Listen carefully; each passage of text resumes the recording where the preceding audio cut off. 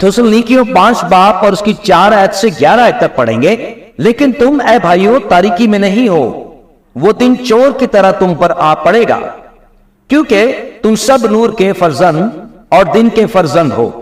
हम न रात के हैं ना तारीकी के, बस औरों की तरह ना रहें, बल्कि जागते और होशियार रहें।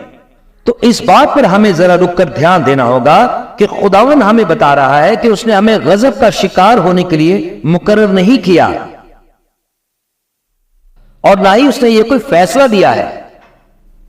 तो जैसे कि कलाम मुकद्दस आगे बयान करता है, क्योंकि जो सोते हैं रात ही को सोते हैं, और जो मतवाले होते हैं रात ही को मतवाले होते हैं। मगर हम जो दिन में ईमान और मोहब्बत का तकब्बुर लगाकर और नजात की उम्मीद का खूत पहनकर होशियार रहें, क्योंकि खुदा ने हमें गजब के लिए नहीं बल्कि इसलिए मुकर्रर किया है कि हम अपने खुदावन यीशु मसीह के वसीले से नजात हासिल करें।